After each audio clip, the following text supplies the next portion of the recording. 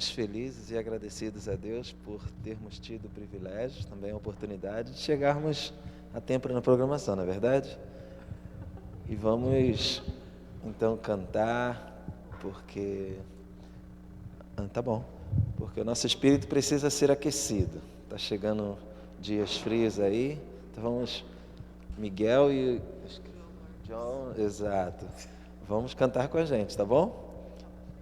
Eu não me esqueci de ti, é o título da canção que nós vamos entoar, e é uma promessa, né, que Jesus, ele jamais se esquece de nós.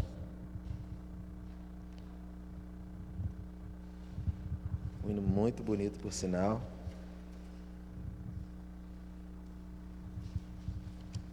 Boa noite para as nossas amigas que estão chegando. Boa noite.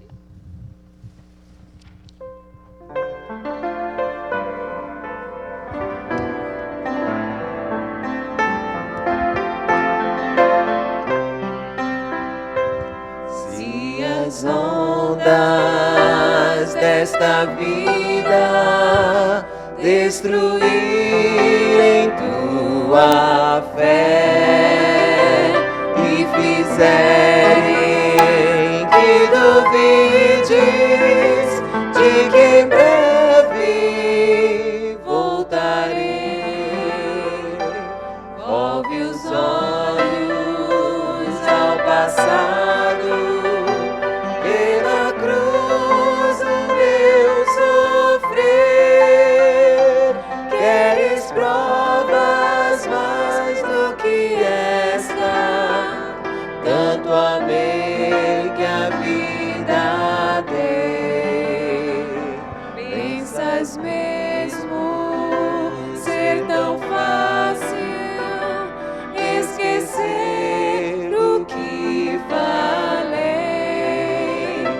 Se na história deste mundo já meus pés envolverei, mesmo que uma mãe viesse de seu filho se esquecer, ainda assim não haveria de me esquecer de ti. Mas ainda que demore, ou mesmo que pareça, um dia prometi voltar e pronto estou a cumprir. Mas ainda que demore, ou mesmo que pareça, eu não me esqueci de ti. Virei outra vez. Amém. Deus seja louvado. É bom chegar na igreja, cantarmos louvores, não é verdade? E mais uma vez nós iremos entoar um hino para a honra e glória de Deus. Brilhar por ti é o título dessa canção. Eu acho que todos nós temos que ter exatamente esse intuito no nosso coração, de brilhar para o nosso Jesus.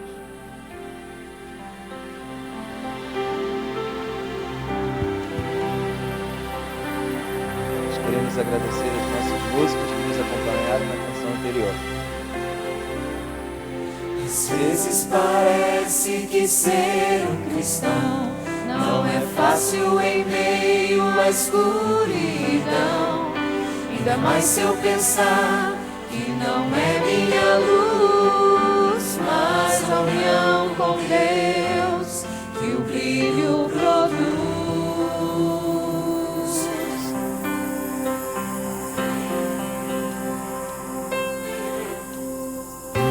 Às vezes parece difícil entender que o cristão é exemplo mesmo sem o querer, e por isso mesmo Eu preciso orar para que Deus me ilumine e assim eu possa brilhar.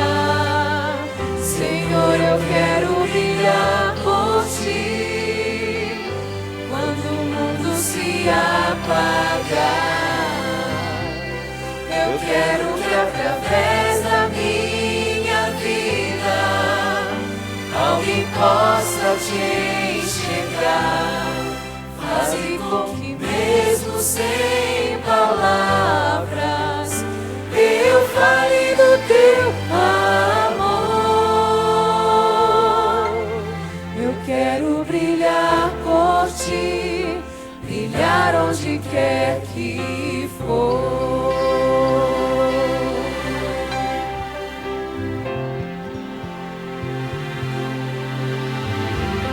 Às vezes eu temo que vou fracassar, pois eu sei que errei e continuo a errar. Mas a minha luz parece extinguir-se. Meu Deus, me dá força pra prosseguir.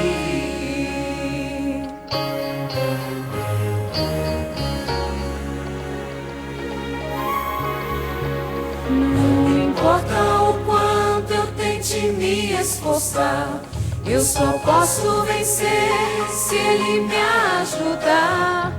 E é quando percebo meu esforço é vão, o que devo fazer é segurar sua mão. Senhor, eu quero brilhar por ti quando o mundo se apagar. Eu quero que através da minha vida alguém possa te enxergar. Faze com que mesmo sem palavras eu fale do teu amor.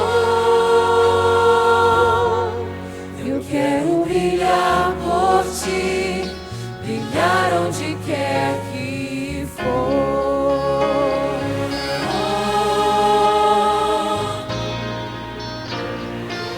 Senhor, eu quero brilhar por ti quando o mundo se apagar.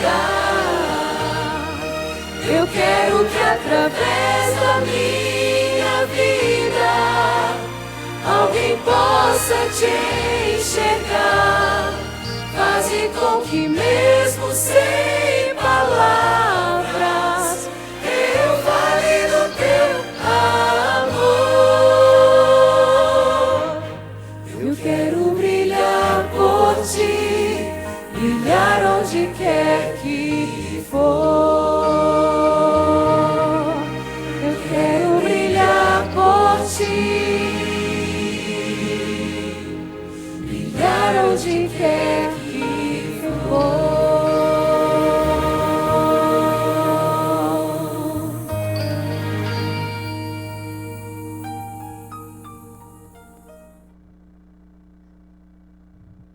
Então, a próxima canção que nós iremos entoar vem com o título, né? Milagre. Mais uma vez, viemos aqui nessa noite para buscar esse milagre. Gostaríamos de convidar a todos, então, a se colocarem em pé para nós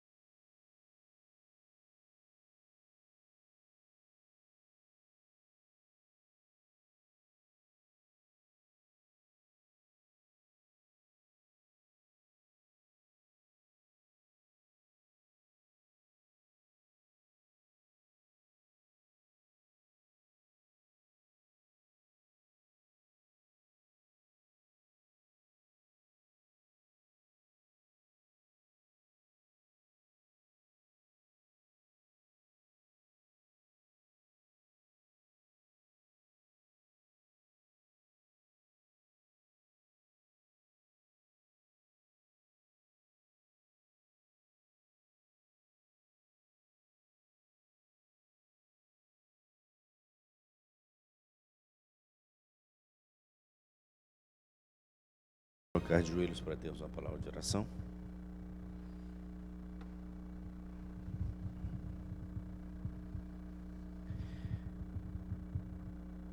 Querido Deus e Pai, te somos agradecidos pelo privilégio de estarmos aqui mais esta noite, Senhor. Te agradecemos pela semana que já está chegando ao seu final, pelos dias que aqui passamos, pelas mensagens que aqui foram nos dadas, mensagens de esperança, mostrando-nos, Senhor, um Deus presente, um Deus vivo, um Deus que se importa com seus filhos, Pai. Um Deus que está atento às nossas necessidades, por menor que às vezes pareça ser, Senhor. Querido Deus, cada um de nós aqui chegamos porque Tu tens um propósito para nós estarmos aqui, Senhor. Tu tens uma mensagem para nós nesta noite. Tu sabes as dificuldades que cada um de nós temos confrontada na nossa caminhada, Senhor. E que mais uma vez, Senhor, Teu Santo Espírito possa conduzir o Teu servo e que nós possamos estar receptivos, Senhor, à Tua voz. Possamos entender aquilo que Tu quer nos ensinar. E possamos com confiança, Senhor, continuarmos marchando e não desanimarmos diante dos obstáculos que o inimigo irá colocar diante de nós, pois sabemos que Tu estás conosco, que Tu nunca nos desamparas, Senhor, Tu nunca se afasta de nós. Que nós possamos ter essa convicção para que assim não sejamos derrotados, mas sim sermos vencedores em Ti. É o que Te pedimos por Jesus. Amém, Pai.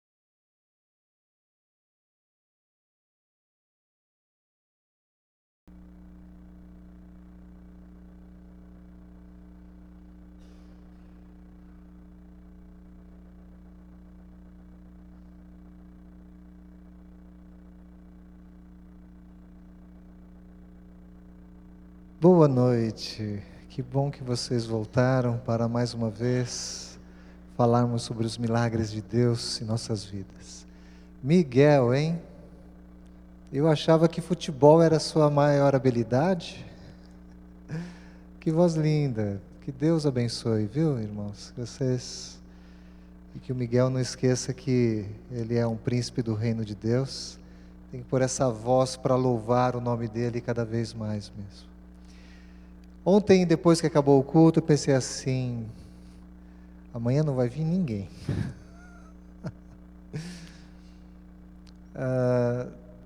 A gente começa a se identificar com os irmãos, e aí a gente quer mais e mais. Eu fiz a conta, né? Temos apenas mais 3 sermões. E estava conversando com a Estela hoje. Falei, e agora? O que eu faço? Né? Tem mais milagre para contar. Aí ele falou assim, escolhe, né? Mas é tão difícil escolher. Alguns milagres são simples. Lembre-se que a forma de Deus falar conosco não é apenas daquela forma como Ele falou com os profetas no Antigo Testamento, ou com os apóstolos no Novo Testamento.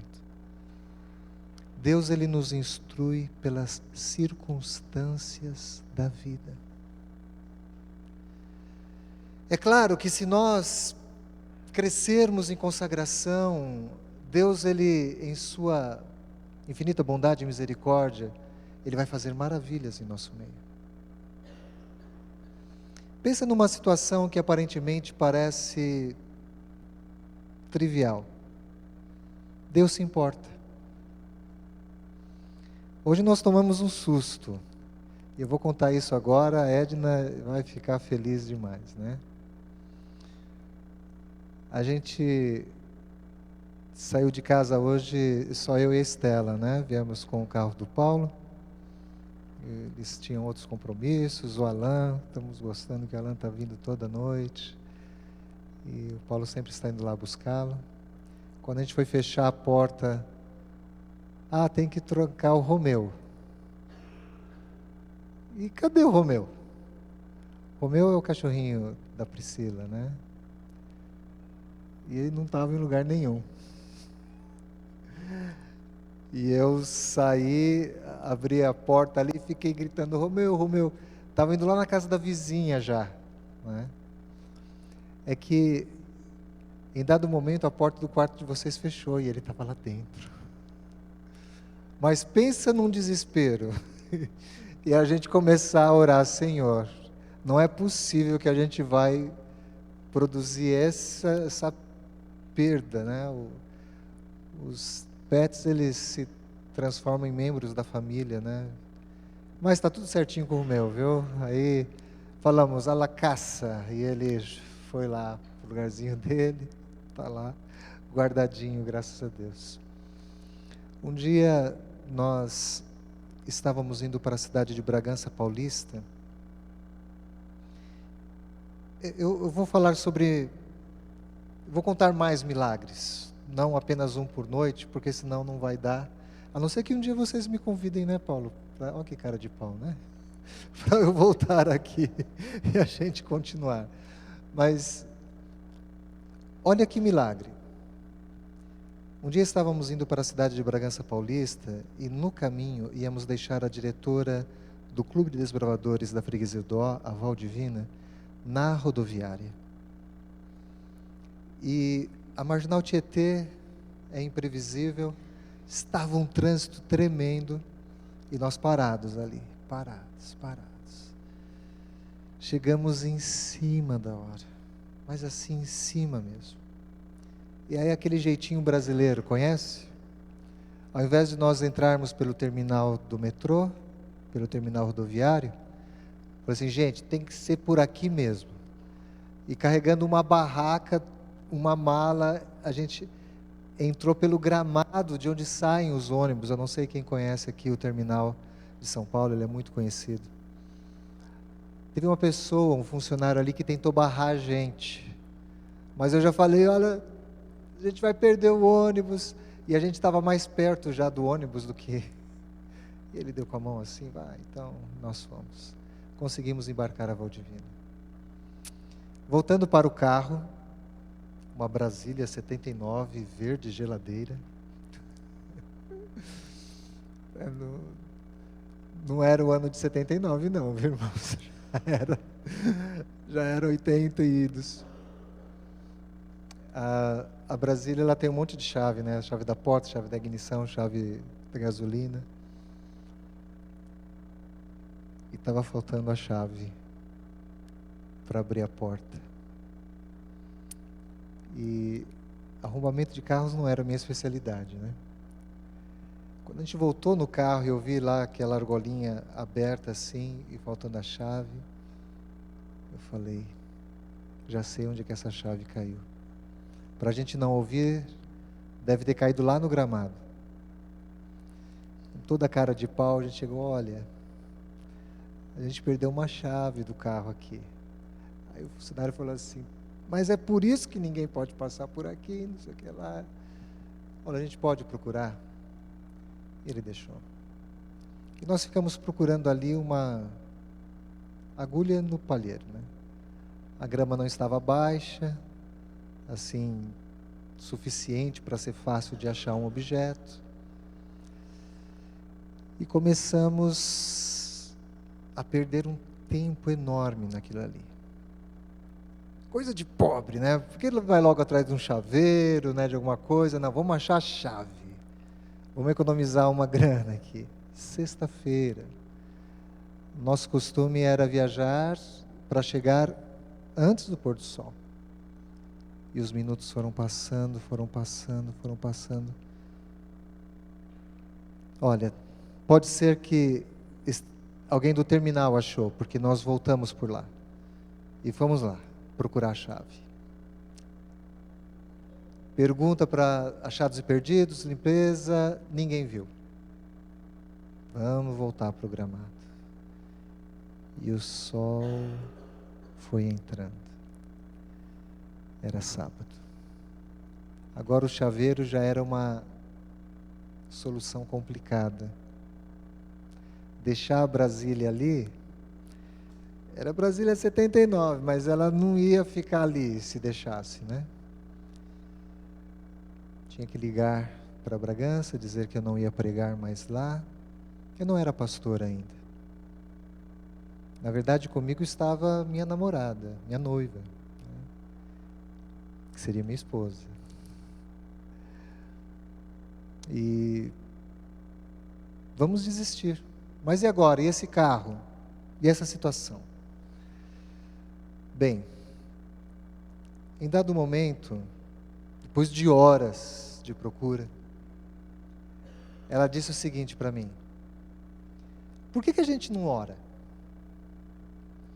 Sabe algumas coisas que parecem um murro? Por que eu não falei em orarmos antes? E por que não foi a minha iniciativa, já que eu iria ser um pastor? Vergonha, né? Tanta vergonha que eu disse assim, então ora você. Aí ela orou. Fez uma oração bonitinha. No final da oração ela disse assim, Senhor, Tu tens poder para transformar essa chave numa luzinha para que a gente ache. E aí quando ela terminou a oração eu estava assim, querendo rir. Irmãos, eu tinha muito para aprender ainda, não? E não falei nada, porque você não vai criticar a oração de alguém. Aliás, não se critica a oração de ninguém, lembra? Lembram do sermão?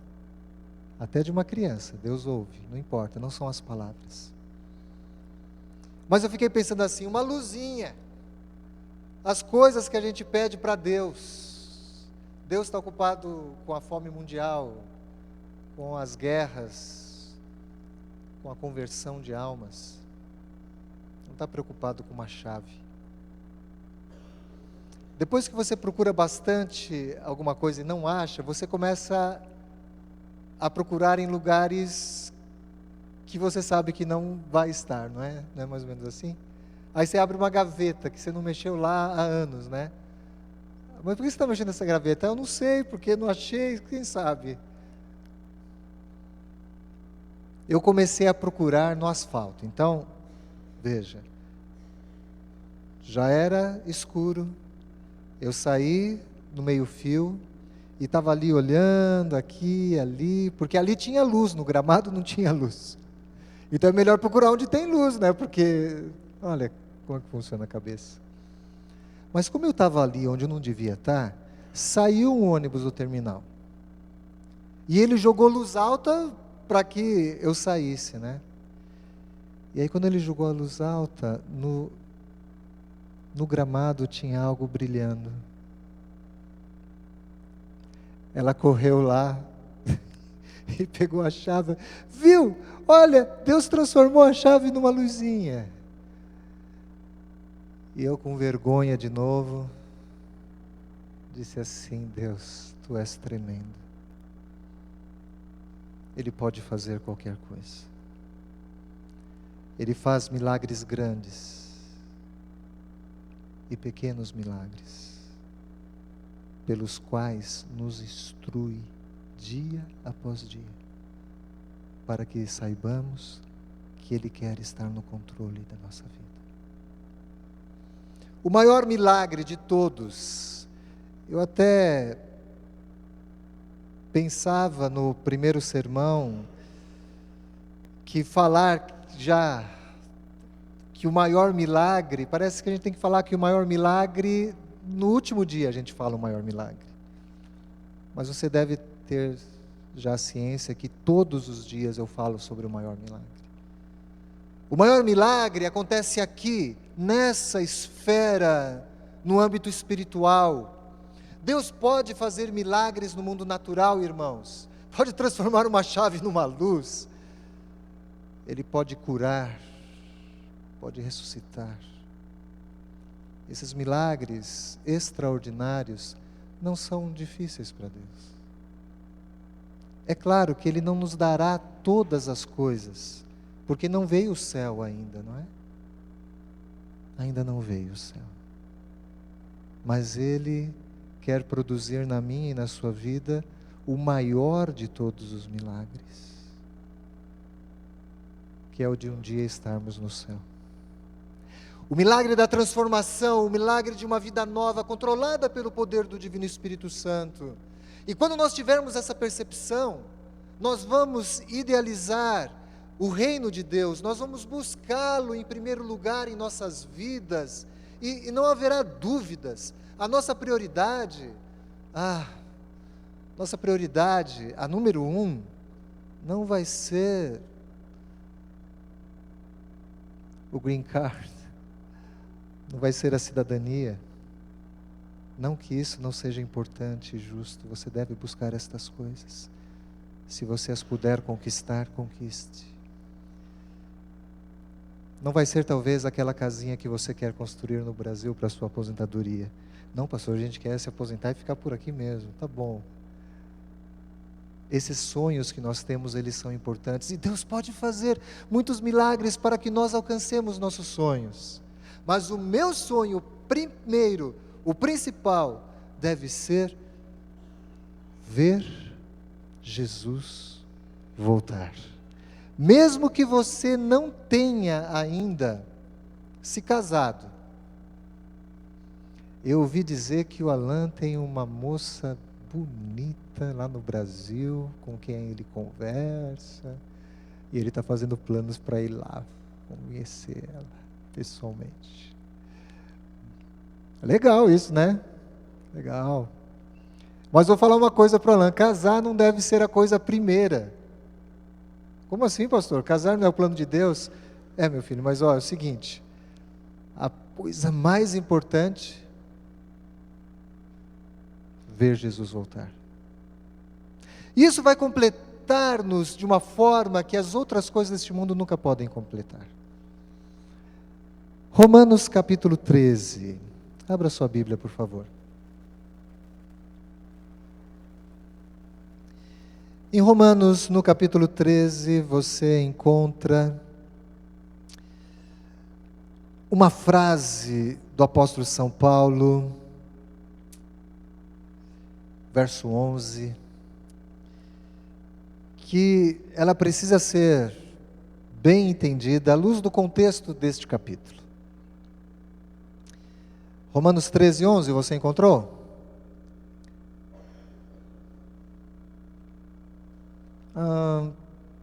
Vamos ler só o 11 agora, e depois eu vou dar o contexto. Olha o que diz aqui. E isto fazei o quê? São todas as orientações que ele está dando neste capítulo.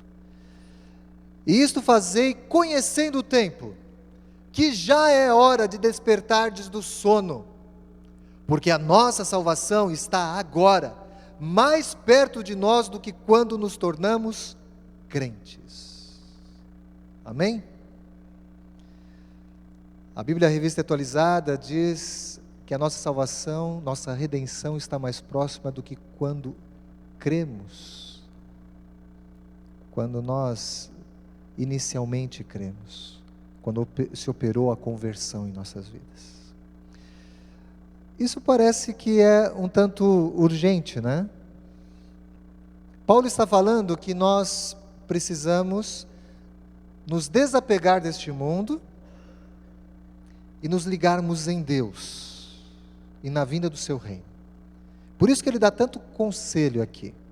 São muitos conselhos, vários, para vivermos uma vida pura, uma vida ligada a Deus, não ligada às concupiscências da carne, que é exatamente o apego para com os bens materiais, impudicícias. A Bíblia Revista Atualizada usa essa palavra, né?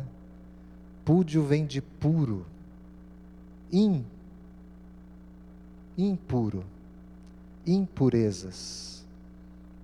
Paulo está apelando para que nós vivamos uma vida guiados pelo Espírito Santo e uma renovação de nossa mente. Pera um pouquinho. Mas Paulo está falando só para nós? Ele estava falando para quem? Para cristãos que estavam em Roma. Cristãos em Roma. Especialmente aqueles que do judaísmo aceitaram a Jesus.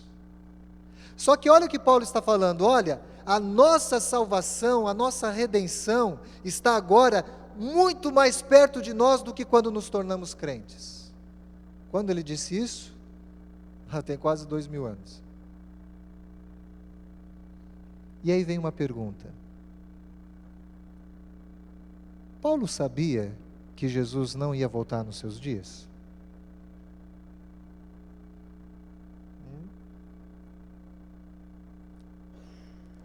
Perguntinha, né? Interessante que vocês não respondem minhas perguntas, né? Pastor, mas essa daí é uma perguntinha, né? Não é uma perguntinha qualquer, né? Eu vou dizer para você com todas as letras. Paulo sabia que Jesus não viria nos seus dias. Como eu tenho certeza disso? Um dia se aproximaram da igreja homens dizendo que Jesus estava às portas. E Paulo disse assim: vede, não é assim. O fim não virá sem que antes se manifeste o filho da perdição, aquele que se opõe a tudo que é de Deus. E ele está usando palavras do profeta Daniel. Sem que antes haja apostasia. Paulo sabia, o apóstolo São Paulo sabia que Jesus não viria nos seus dias. Por que ele fala isso?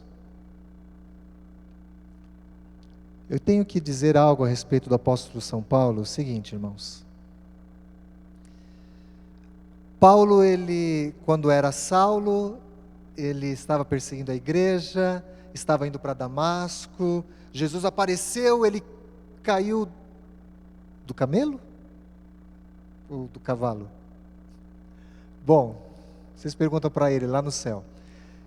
E aí? Então ele percebeu que ele estava perseguindo a Jesus, aí ele ficou cego, aí Ananias foi chamado para impor as mãos sobre Paulo e um milagre no âmbito natural se desenvolve. E Paulo tem a sua visão restaurada. Aí Paulo sai pregando. Imediatamente agora Paulo se transforma no apóstolo de São Paulo, ou seja, Saulo se transforma em Paulo e agora no apóstolo e sai pregando. Não foi assim não, irmãos. Ele foi para o deserto e por 3 anos, ele estudou a Bíblia. Eu preciso ler de novo a Bíblia, com uma outra visão agora. Jesus é Deus. Aquele a quem eu perseguia, os seus seguidores, Ele é Deus. E ele fez uma releitura, e com certeza, reestudou as profecias. E eu digo para você com toda a convicção, Paulo sabia que Jesus não viria nos seus dias. Mas o que ele fala para eles? Olha o que ele fala, a partir lá do verso 1. Toda alma esteja sujeita às autoridades superiores. Não, vamos mais para frente. Verso 8. A ninguém devais coisa alguma, senão o amor recíproco, pois quem ama ao próximo tem cumprido a lei. A gente não pode dever para os outros e não pagar. Paulo começa a dar alguns conselhos práticos, irmãos. Algumas coisas claras de como cristãos verdadeiros, cristãos genuínos, deveriam proceder. Olha, se você for dever alguma coisa, deva amor. E aí ele começa, com efeito, não adulterarás, não matarás, verso 9. Olha, viva uma vida amando ao próximo como a você mesmo, é o final do verso 9. O amor não faz mal ao próximo, de modo que o amor é o cumprimento da lei. Verso 12. A noite é passada e o dia é chegado, despamo-nos, pois, das obras das trevas e vistamo-nos das armas da luz. Andemos honestamente como de dia, revestivos do Senhor Jesus Cristo, diz o verso 14, e não tenhais cuidado da carne em suas concupiscências, as paixões deste mundo. Paulo está falando o seguinte para os cristãos: olha, vivam uma vida pura, ligados a Deus, amando ao próximo como a si mesmo, aceitando a Jesus como seu Salvador. É assim que nós devemos andar. E aí no verso 11 ele diz: e isto fazei. Então agora você entendeu o que é o isto fazei? E todas estas coisas fazei, conhecendo o tempo, que já é hora de despertardes do sono, porque a nossa salvação está agora mais perto do que quando nos tornamos crentes. Pastor, o senhor vai explicar se o apóstolo São Paulo disse essas palavras? Olha, eu não preciso defender o apóstolo aqui. Ele é o apóstolo Paulo, é o nosso herói. Se eu disser para vocês, irmãos, Jesus está muito mais próximo de vir hoje do que ontem, ou do que quando você o aceitou como Salvador, é claro que eu vou estar sendo assertivo. Quanto mais tempo passar, mais próximos estamos da volta de Jesus. Só que nós, irmãos, já vivemos no tempo do fim. As profecias se cumpriram diante dos nossos olhos. E agora eu posso afirmar: olha, Jesus está às portas. E ontem você estendeu a mão para quem estava à sua volta e disse: falta pouco? Falta pouco tempo. Lindo fazer isso, pensar nisso. Entende, irmãos? Para quem Paulo estava falando? Tudo que nós temos para fazer em relação à salvação é enquanto nós temos oportunidade e vida. Erro é achar que nós somos super-homens, super-mulheres, não, aí seria mulheres maravilhas, que tudo podemos, que temos tempo para tudo, aí vem um diagnóstico. Aí vem uma má notícia. E a gente percebe que tudo aquilo que a gente se baseia em nós mesmos, na nossa força, na nossa saúde, é nada, irmãos, é nada. Absolutamente nada. E depois que nos falta as forças, nos arrependemos de não termos servido mais a Deus do que podíamos.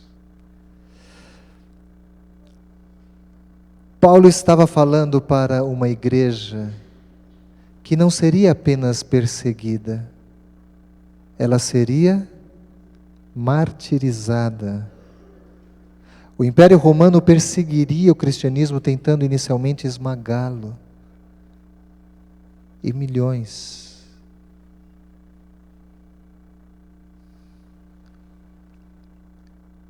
sofreriam essa perseguição.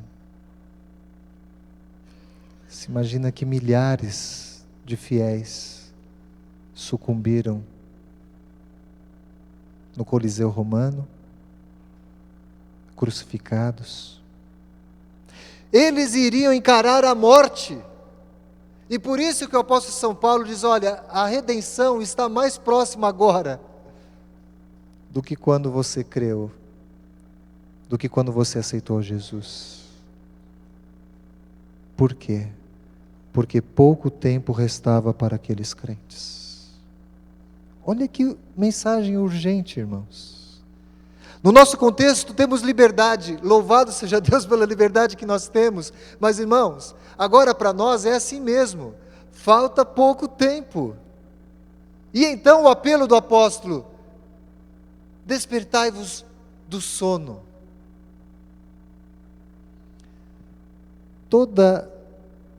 Todo coração, embora convertido, ele oscila entre entregar a confiança inteiramente a Deus e confiarmos em nossas habilidades.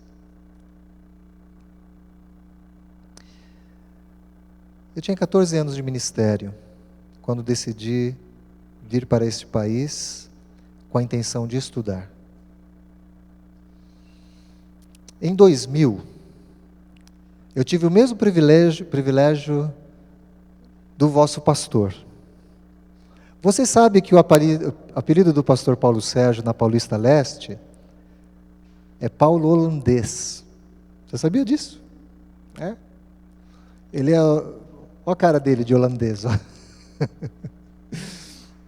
É porque o pastor Paulo Sérgio foi nomeado delegado para a Conferência Geral na Holanda, em Utrecht. Né, Paulo? Privilégio, né? Com direito de levar a Edna. Foi bom, hein, Edna? Foi bom demais. Em que ano foi mesmo? Foi 95, né? 95. Na Paulista Leste tinha 3 pastores muito amigos. Eu, o pastor Genival Correia e o pastor Paulo Sérgio. O pastor Paulo Sérgio, eu tenho falado pouco a respeito dele. E eu teria muito para falar para vocês. Só coisas boas. Eu cometi um deslize ontem, né? Por causa do tempo também, né? Mas vocês não sabem como foi valiosa a amizade do pastor Paulo e seus conselhos. Depois de tudo que aconteceu comigo e eu contei para vocês ontem, né? É muito bom ter um amigo, viu? Na Assembleia Quinquenal, né, Mundial de 2000, a próxima, eu fui nomeado delegado pela Associação Paulista Leste, e foi a primeira vez que eu vim aos Estados Unidos. Tudo que eu vou relatar para vocês agora, eu preciso mudar um pouquinho a performance, né? Ou melhor, as informações. Porque estou falando de algo que aconteceu aqui, nem tudo que eu vou falar aqui é positivo, e eu vou omitir algumas coisas. Mas aqui estão Paulo, a Edna, minha esposa por testemunha, vivemos todas essas coisas, mas nosso objetivo não é constranger ninguém. Então eu vou suprimir algumas informações e vocês vão entender prontamente o porquê disso. Mas quando eu vim em 2000 para cá, eu tinha amizade com uma pessoa de 12 anos e que estava vivendo aqui nos Estados Unidos há muitos anos. Fui pastor do seu pai quando lá no Brasil, e uma amizade, pensa numa amizade, mas assim, amizade próxima mesmo, como de irmão. E ele diz assim, olha, se você está vindo para os Estados Unidos, você tem que vir pregar na igreja aqui, adventista, na nossa cidade. E ele estava assim, um pouco afastado, disse assim, ó, se você vier, eu vou te assistir pregar. Eu falei assim, tá bom, eu vou. E eu preguei pela primeira vez naquela igreja, na Flórida.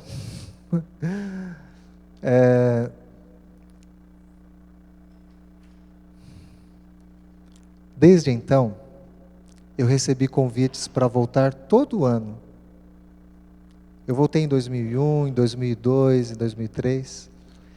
E aí a amizade com a comunidade, etc. Eu falei assim, pastor, está precisando de pastor aqui nos Estados Unidos. Mas, irmãos, olha, assim, peito aberto, tá? Eu amo demais o Brasil e o ministério no Brasil. Então eu falei assim, olha, vir aqui para viver aqui, eu não vou fazer isso. Mas estudar eu gostaria, né? Porque é chique no último, né, irmão? A gente vinha aqui fazer um mestrado, fazer um doutorado. E não apenas porque isso não vaidade, o enriquecimento é muito grande. E eu disse para eles assim, olha, para estudar eu gostaria de ir. Só que era uma janela muito difícil de se abrir para os Estados Unidos, vindo do Brasil. Eu fui nomeado depois, em 2005, eu fui nomeado mesário, pastor distrital, mas mesário da administração do Estado de São Paulo, da União Central Brasileira. E numa mesa administrativa lá na União, que é um departamento superior da igreja, trataram dessa questão da licença para estudo, o sair por alto patrocínio, e de que a igreja não poderia usar as medidas que estava usando e que os pastores, os obreiros eram livres para fazer isso. Aí eu falei assim, é? Então, comecei a fazer planos para vir para cá. Irmãos, o que nos atraiu? A possibilidade de aprimoramento. A Estela, ela é fisioterapeuta. Uma pesquisa não muito profunda, né? As pessoas que queriam que viéssemos para cá disseram, não, venha, ela vai ter emprego. E aí eles falaram, né, o salário, essas coisas. Eu falei, querida, eu posso estudar e a gente pode comprar uma casa aqui no Brasil e a gente fica tranquilo, né? E realmente o salário era muito bom para ela. Mas vocês sabem que cada ano depois de 2001, depois dos atentados, as coisas foram ficando difíceis. O resumo da ópera é o seguinte, irmãos. Eu vim para este país para estudar, com toda a minha família. Um dia, tudo que eu possuía estava em 2 malas. Era para ser 3, mas são 3 contra 1. Minha esposa e mais 2 meninas, né? Nossas vidas, 12 malas. E viemos embora. Vendemos tudo que tinha lá. Carro. Os irmãos até... Sabe o open house que a gente faz aqui? A gente fez a versão Made in Brasil. Abrimos a casa, irmãos, tudo. Eles compraram tudo, compraram os móveis, compraram tudo. E viemos para cá com a intenção de estudar. A pessoa responsável pelo chamado, porque há todo um contexto. No ano 2000, eles me deram esse privilégio de ser delegado, mas também eu trabalhei muito, irmãos. Não sei se vocês se lembram da série Esperança 2000, que o pastor Feiraben realizou. Toda a tecnologia de multimídia, fui eu que desenvolvi para o pastor Feiraben, introduzindo ele na tecnologia Mac, que ele usava o Amiga. O pastor Feiraben, ele era um pastor demais. Tive um privilégio de trabalhar quase assim um ano, muito próximo a ele. E nós desenvolvemos isso, aquela série no aspecto multimídia. E isso correu o mundo. E havia um pastor aqui responsável pela área de crescimento entre imigrantes, que ele se interessou demais em mim. E ele ficou insistindo, durou um ano isso daí, até que eu tomei a decisão, vou para a América. O resumo da ópera é o seguinte: esse pastor, ele estava contando com coisas que não aconteceram. E ele não cumpriu o plano comigo. A gente tinha o permit de 6 meses como turista, renovamos por mais 6 meses. E eu rompi completamente com a associação que estaria me chamando, porque eu achei que foi algo horrível que aconteceu. Imagina, irmãos, eu saí do Brasil e era tudo uma promessa, uma falácia. Só que havia uma pressão assim para que eu ficasse por aqui. Pastor, mas olha, o senhor está aqui com a família toda. O senhor está nos Estados Unidos, pastor. Mas isso não era o que eu queria. Olha, não deu certo esse ano, mas o ano que vem, como assim? Eu tenho uma licença de 5 anos. E aí eu já percebi, bom, vai dar um mestradinho aqui, né? Doutorado não vai dar mais não. Porque eu tinha que voltar para o Brasil. Eu fiquei contribuindo com o plano de aposentadoria dos pastores. Eu não fui desligado em nada, por nenhum momento. Mas eu tinha uma janela que eu precisava aproveitar. Bem, quando eu saí, o meu presidente disse assim: pastor, olha, se não der certo, me liga, e o senhor, a gente arruma um lugar aqui para o senhor. Fica tranquilo. No final daquele ano era para eu ligar e voltar para o Brasil. Mas eu não voltei. Sabe esse verso 8 aí que a gente acabou de ler, né? Não deva nada a ninguém, né? Isso é uma coisa que me incomoda demais. Você não faz ideia o quanto. Pra você ter uma ideia, eu não compro nada financiado. Nunca comprei. Até o dia que voltei dos Estados Unidos e fiz um financiamento de um carro. Eu fui educado assim. E é assim, como é que eu troco de carro lá no Brasil? Eu economizo, eu vejo o dinheiro que eu tenho esse tanto de dinheiro, então é esse carro que eu posso comprar. E é isso, irmãos. Não faço financiamento. O Paulo Sérgio e o pastor Genival, eles ficavam falando assim, como é que eu conseguia guardar dinheiro, né? Enfim, estou dizendo isso daí para você entender, não é arrogância, por favor, não é nada disso. São características. Isso era uma coisa forte, positiva minha, mas eu tenho um monte de defeito. Mas esse defeito não tinha. E aí, o que aconteceu? Não vou dar muitos detalhes, como eu disse. Mas essa pessoa amiga, ela pegou meu cartão de crédito escondido. e fez várias compras. Desde 2000, porque eu tinha sido eleito delegado, o meu limite de cartão internacional era alto. Porque o tesoureiro lá no Brasil disse assim, ó, muda o limite desse pastor aqui porque ele precisa viajar para o exterior. E ele fez uma compra grande. Quando eu descobri isso daí, eu fiquei desesperado. E eu fui lá, eu falei, mexeram na minha conta lá no Brasil. E ele não falou nada, ficou assim quieto, né? Até que eu fui ver o que era compra no cartão. E aí eu identifiquei a compra, e era numa loja muito conhecida. Aí ele, meio amarelo, assim. Pois é, eu tenho uma coisa para te contar. E assim, com uma cara de pau, assim, muito grande, né? Ele falou, olha, usei teu cartão, mas como que você fez isso daí? Não, mas espera um pouquinho.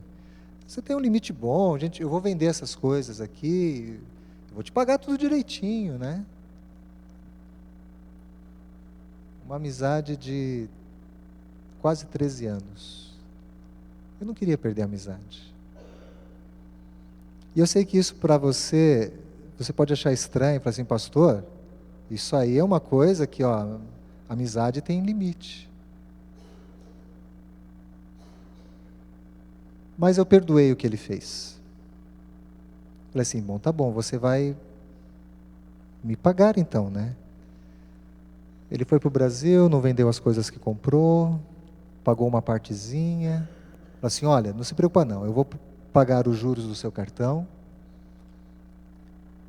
E ele pagou 1 mês só. Aí, não conversava mais, rompeu a amizade. E eu fiquei pagando os juros rotativos, vários meses. E aí comecei a patinar. Eu não estudava, eu tinha que trabalhar para pagar o cartão, e para me manter aqui nos Estados Unidos. E como o tempo desse sermão está correndo, eu digo para você, e o tempo foi passando. Um dia, eu cheguei para esse amigo, lágrimas, irmãos, falando assim, olha, o que mais me dói é que você não fala nada. Ah, é porque eu não consegui resolver ainda. Eu falei assim, mas meu amigo, nós somos irmãos. E quando eu digo assim, irmão, estou falando que você é meu irmão. Como eu posso te ajudar a você resolver esse problema? Ah, empresta teu cartão de novo aí, vai. E eu sei, você vai falar assim, pastor, o senhor não parece, mas o senhor é tonto. O senhor não parecia até agora, mas agora a gente sabe. Irmãos, que fosse 15, 20 mil reais, para ter amizade de volta, eu pagava isso. Mas o resumo é o seguinte, você já sabe onde vai chegar isso, né? Dinheiro de cerca de 10 anos atrás, R$17.500 de dívida no Brasil. Alguém me deu uma boa ideia, pastor, para de pagar isso, pastor, o senhor está pagando juros, para, pastor, depois o senhor negocia. E eu achava que eu não podia deixar meu nome sujo no Brasil se eu quero voltar para o Brasil. Você sabe, pastor adventista não pode ter nome sujo. O pastor assina pelas contas da igreja, juntamente. O pastor adventista não vê dinheiro, né? O dinheiro é administrado pelos irmãos, mas se precisar da assinatura do pastor, ele também assina. E eu não queria que isso acontecesse. E aí eu não voltei. No ano seguinte, toda essa dificuldade. Eu não voltava para o Brasil, não era por falta de chamado. É porque eu tinha uma situação que eu tinha que imobiliar uma casa, eu tinha que comprar um carro, tinha que pagar uma dívida de R$17.500.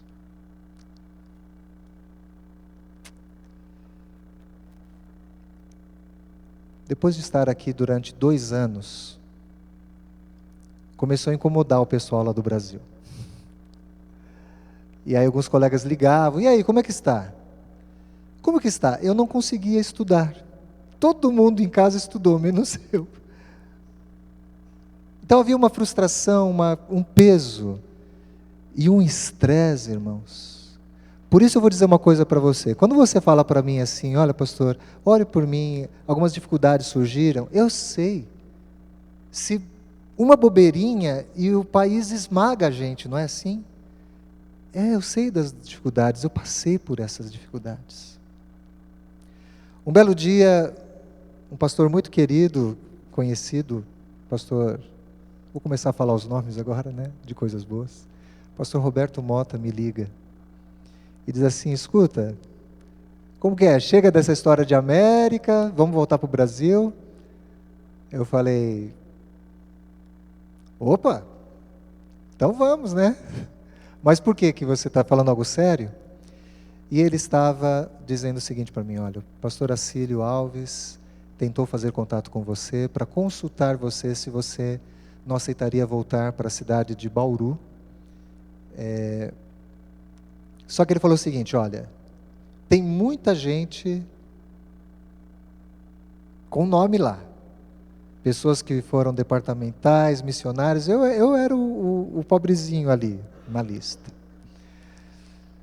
Aí eu pensei assim, bom, ele falou alguns nomes, eu falei assim, mas não vão me chamar nunca, porque essas pessoas têm um pedigree, não, pedigree, desculpa, tem muito mais know-how, pessoas com muito mais experiência, departamentais de jovens, não vou, mas eu vou dizer que vou. Ai, gente, perdão. Porque pelo menos a porta se mantém aberta. Aí o que a gente faz?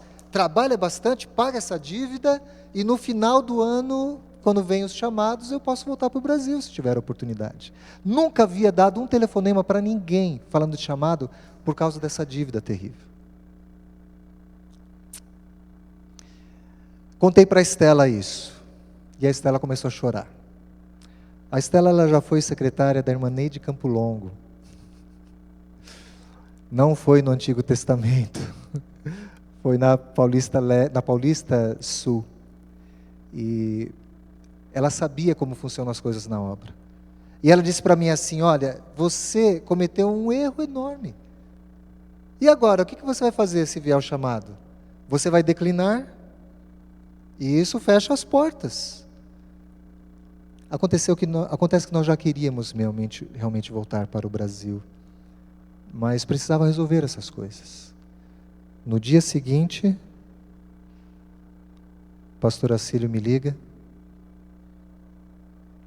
Pastor, tenho alegria de te comunicar que você recebeu um chamado para o distrito de Bela Vista, em Bauru. E aí naquele momento, a barriga, não preciso dar muitos detalhes para vocês, né? Mas desarranjou tudo, irmãos. E eu pensei, o que eu fiz? Então, pastor, né, esse processo é um processo, agradeci, né, esse processo é um processo que demora um pouquinho, né? Quando é que eu devo me apresentar? Então, olha, eu vou fazer uma coisa muito boa para você. Eu vou mandar as passagens para você e você vem sábado. Como assim? Não, eu sei, realmente tem a mudança. Não, olha, eu te mando as passagens, você vem durante a semana, assume as igrejas no sábado, prega em todas as igrejas, aí depois você volta, se você quiser um mês para você voltar. Aí as pernas começaram a ficar bambas, né? Irmãos, eu estou tendo uma coragem danada de dizer isso aqui para vocês, porque eu tenho testemunhas. Porque eu não me via chegando num presidente da igreja e dizer assim, olha, só que tem um problema, sabe, me roubaram aqui. Não, ele vai falar assim, não, esse pastor se perdeu com as finanças aí, né? Seres humanos, irmãos, ninguém é obrigado, entende? Isso é muito complexo, desculpa entrar no varejo, mas eu quero que vocês entendam que a partir daquele momento eu comecei a sofrer, porque eu teria que abrir mão de voltar para o Brasil. Contei para as minhas filhas, as duas choraram, uma dando pulo dessa altura de alegria, a outra... my friends, né? Ela começou lá aquela pelengada em inglês lá assim.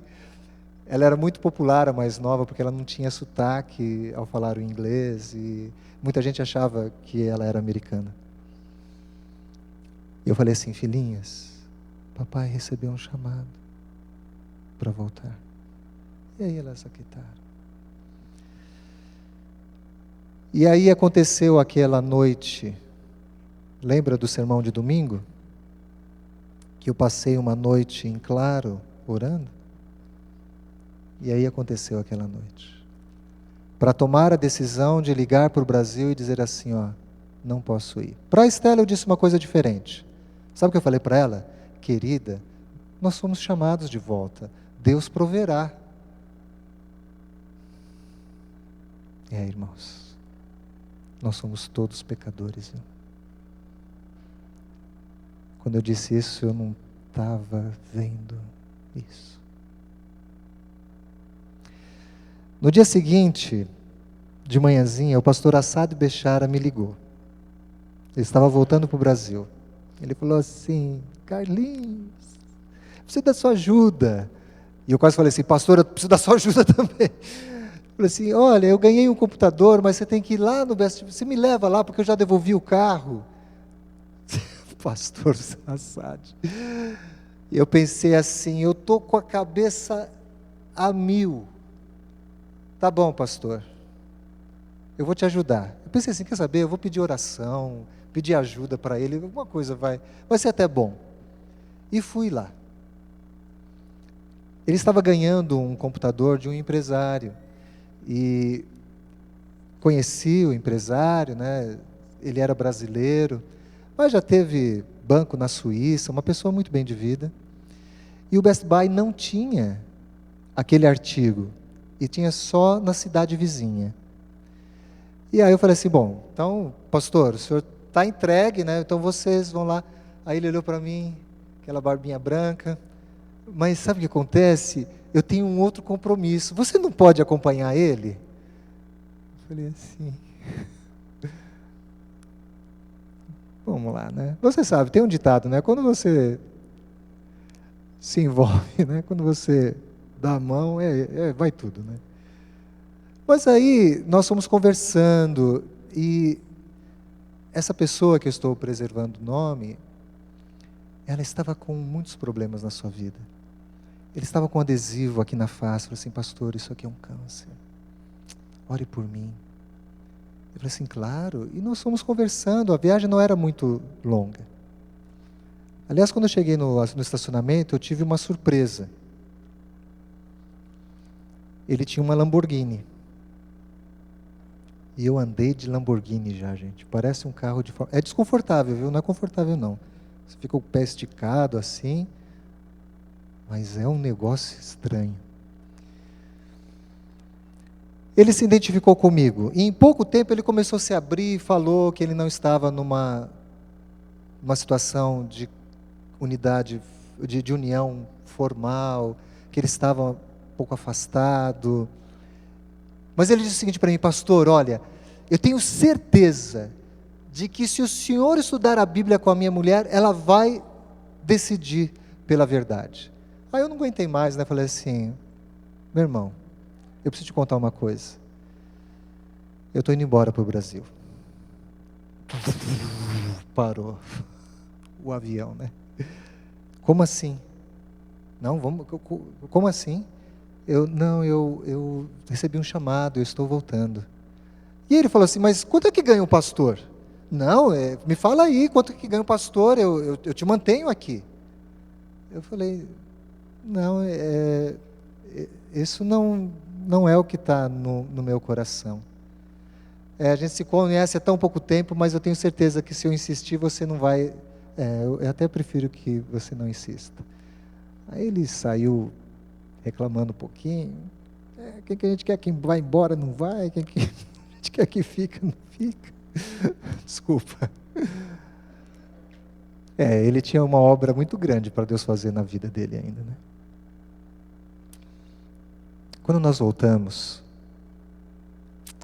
ele disse assim, pastor, como é que o senhor vai fazer? O senhor vai fazer mudança? Eu falei assim, mudança? Eu acho que eu estou mais para Casas Bahia quando eu voltar, né? E quebrar o protocolo, né? Fazer dívida, né? Não tenho condição de fazer mudança. Não, mas olha, eu posso te ajudar? Eu falei, claro, né? veja quanto que fica uma mudança, eu vou te ajudar de alguma maneira. Aí eu falei assim, olha, mas a mudança está descartada, eu não vou, é muito caro, né? Eu falei assim, tá bom, mas o senhor pensa, aí o senhor me liga amanhã, eu vou também dar uns telefonemas aí, quem sabe eu consigo ajudar o senhor. Quando chegamos ao destino, nos despedimos, aí ele disse assim, pastor, quer saber? Vamos lá no meu escritório, eu posso receber um telefonema e estou voltando para a Europa. Então, eu já vou te fazer um cheque, tá bom? Aí eu pensei assim, bom, ele podia dar uns $1.000, né? Já resolvi o problema de uma passagem, né?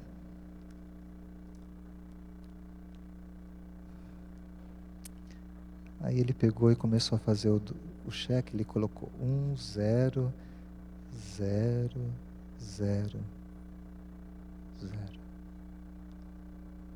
E ele me deu um cheque de $10.000. Bom, eu chorei que nem criança na frente dele. E eu comecei a chorar, ele falou assim, pastor, se for pouco, você... Eu não conseguia falar, chorando, e falei assim, meu irmão, é que você não sabe o que está acontecendo. Você está viabilizando a minha volta para o Brasil. A gente chama isso aí do que mesmo, irmãos? Deus está usando você hoje. E aí eu falei assim, olha, assim que eu me recompor aqui, eu quero orar por você. Ah, pastor, claro. E nós oramos ali. Desdobramentos. Cheguei em casa com o cheque. Reuni as meninas. E aí falei assim, filhas, expliquei o que aconteceu e mostrei assim o cheque. Aí elas viram daqueles monte de zero, né? E conferiram, aí viram de novo, né? Mas isso aqui é de verdade? É de verdade. Para minha filha caçula, eu disse assim para ela, filha, você sabe que o mesmo Deus que abriu o mar Vermelho providenciou para nós ganharmos esse cheque? E aí outro milagre. Ela começou a chorar. Me abraçou apertado e sabe o que ela disse? Desculpa, papai. A percepção de que nós deveríamos voltar para o Brasil foi confirmada ali. E aí, só coisas boas. Eu liguei para o meu amigo Genival e falei assim, eu tenho exatamente, não, tinha até um pouquinho mais, né? Eu tenho condição de pagar a dívida no Bradesco, eu quero mandar o dinheiro para a sua conta, eu quero que você vá lá. Ele falou assim, não, você não vai pagar não. Como é que é? Você vai lá e vai pagar. Falei assim, olha, eu verifiquei ainda essa semana, eles não protestaram o seu nome até agora, vamos negociar com o banco. Eu falei assim, Genival, nem fala isso, olha, vamos resolver já isso daí. Não, não é assim que faz. E ele negociou com o banco. E o banco deixou por R$ 7.200. Porque eu tinha pagado muitos juros. Eu falei assim, não é possível. Falei para a Estela, querida, olha, você tem esse dinheiro para mobiliar a tua casa. E ela é econômica, irmão. Vocês não sabem essa menina, o talento dela. Nós precisamos de R$ 1.500 lá, para nós comprarmos o uniforme das meninas e nós passarmos o mês. Ok? E ela fez direitinho, ficou até feliz. Olha, a gente vai voltar então com 2.000. Um colega de infância, despachante aduaneiro, falou assim, eu não vou cobrar nada para desembaraçar a sua mudança. Mas ele esqueceu de uma taxa de R$ 1.500 do porto, de me informar. Bom, irmãos, tudo certo, né? Mas a gente tinha só R$ 500. Então, olha, pela primeira vez a gente comprou os didáticos da escola adventista usados para pagar. Irmãos, foi assim mesmo. Foi assim, vamos ter que dar um jeito. E uniforme, eu vou falar com a associação, né? Eles devem entender, né? Que é uma situação especial.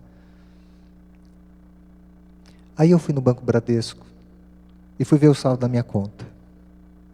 Aí eu olhei lá o saldo, tinha 2.000 e poucos reais. Falei, isso está errado, né?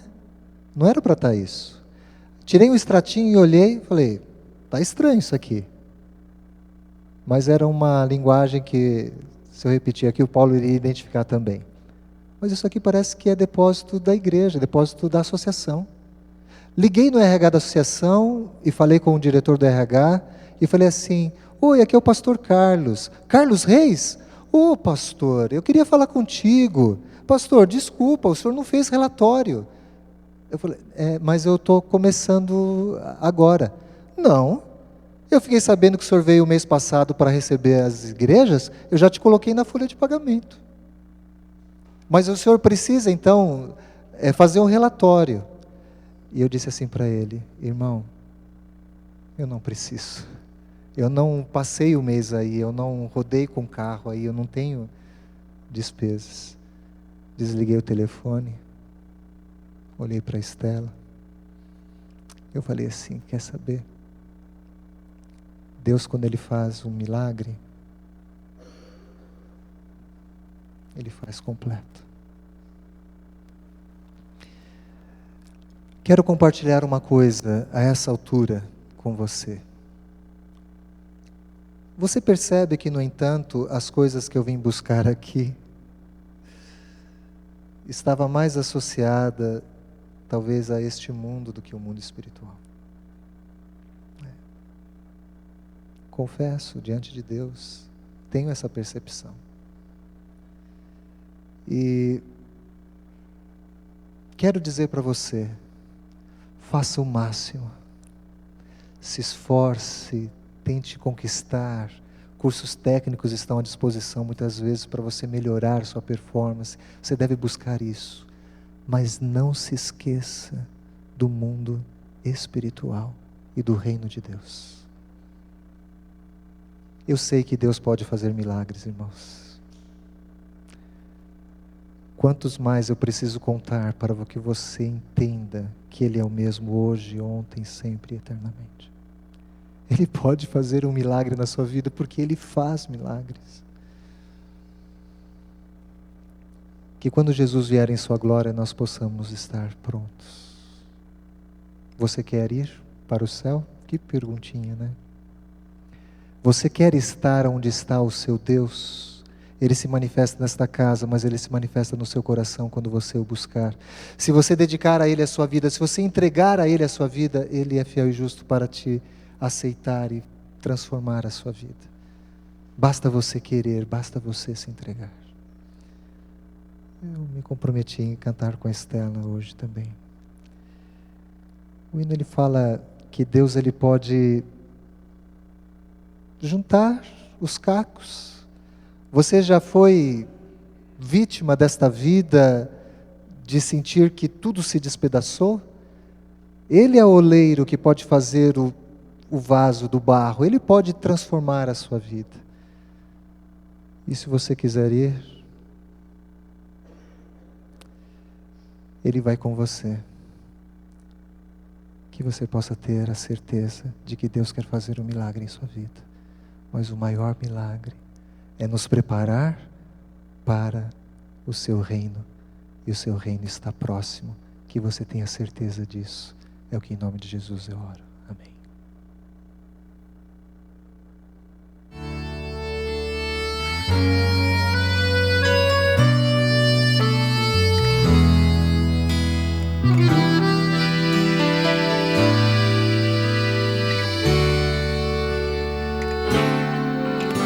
Senhor, conheces quem eu sou e como sou. Acompanhas cada passo que eu dou.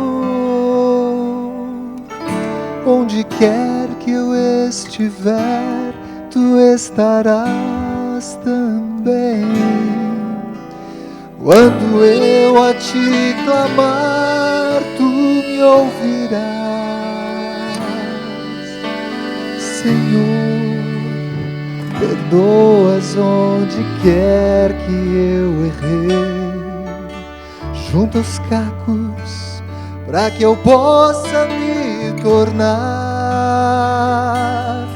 vaso novo para tua adoração. Meu oleiro, eu te dou meu coração. Eu quero ir onde tu, Senhor, estás. Eu quero estar junto ao trono do meu Pai. Este lindo e bom lugar eu sei, preparado para mim está. Eu quero ir para este lindo e bom lugar.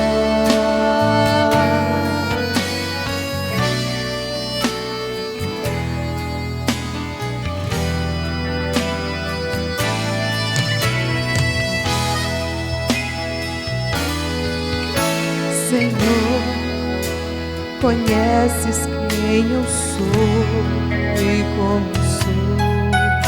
Acompanhas cada passo que eu dou. Onde quer que eu estiver, tu estarás também. Quando eu a te clamar, tu me ouvirás. Senhor, perdoas onde quer que eu errei. Junta os cacos para que eu possa me tornar vaso novo para a tua adoração. Meu oleiro, eu te dou meu coração. Eu quero ir onde tu, Senhor, estás. Eu quero estar junto ao trono do meu Pai. Esse lindo e bom lugar eu sei, preparado para mim estar. Eu quero ir para este lindo e bom lugar. Este lindo e bom lugar eu sei, preparado para mim estar. Eu quero ir para este lindo e bom lugar.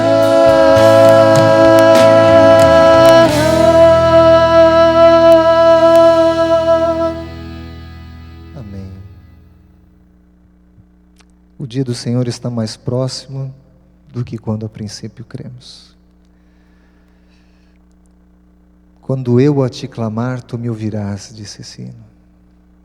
Você crê? Você crê nos milagres? Se você deseja receber a bênção, como sempre fazemos, vem até aqui à frente, nós vamos orar. E nesse jardim de oração, ao você se colocar aqui à frente, tenha plena ciência. Deus, Ele se preocupa com todos os pormenores de nossas vidas. Sua vida aqui neste país não passa despercebida diante de Deus. Suas lutas, seus sonhos, suas conquistas. Então somente coloque algo no seu coração. Em primeiro lugar deve vir o reino de Deus. Você está disposto a tomar essa decisão? Amém. Vamos orar. Vamos orar. E Deus vai fazer o milagre, ou já fez. E você vai poder testemunhar do seu poder em sua vida. Mas ore com fé. E entregue aquilo que está aí no coração. Deus vai ouvir. Vamos falar com Ele. Maravilhoso Pai que estás nos céus, louvado seja o teu santo nome. Pelas tuas maravilhosas promessas, olhamos para o passado e vemos que o Senhor é muito bom de cumprir promessas. O Senhor veio a este mundo da forma, da maneira, para fazer o que dissestes que faria. O Senhor deu a sua vida por nós e tens cumprido cada um dos compromissos conosco. Senhor, resta ainda cumprires a tua promessa de voltar a este mundo. Nós queremos ir, Senhor, para este lugar que o Senhor nos tem preparado. Por favor, ó Pai, não permitas que nós nos confundamos, não permita que nós nos percamos com as coisas deste mundo, por mais valiosas que sejam ou talvez importantes. Senhor, que em primeiro lugar no nosso coração esteja o teu reino, tua vontade. Senhor, muda o nosso coração, faça esse milagre em nossa vida, de nós nos entregarmos inteiramente a Ti. Por favor, despeça-nos com a Tua bênção, que nós possamos ter a certeza de que o Senhor é o mesmo Deus, que fez grandes maravilhas no passado e o Senhor continua fazendo no tempo presente. Senhor, tem misericórdia de Teus filhos. Por favor, Pai, perdoe os nossos pecados. Senhor, se a nossa vida está quebrada, junta os cacos, Senhor. Sabemos que Tens poder para nos restaurar a todos. Faz-nos novas criaturas pelo Teu poder. Dá-nos a Tua paz, salva-nos para o Teu reino, Senhor. É o que em nome de Jesus oramos. Amém, Senhor. Que Deus abençoe a todos. Dê um forte abraço em quem está à sua volta e diga assim: não vai me fazer falta lá no céu, hein? Que Deus abençoe a todos.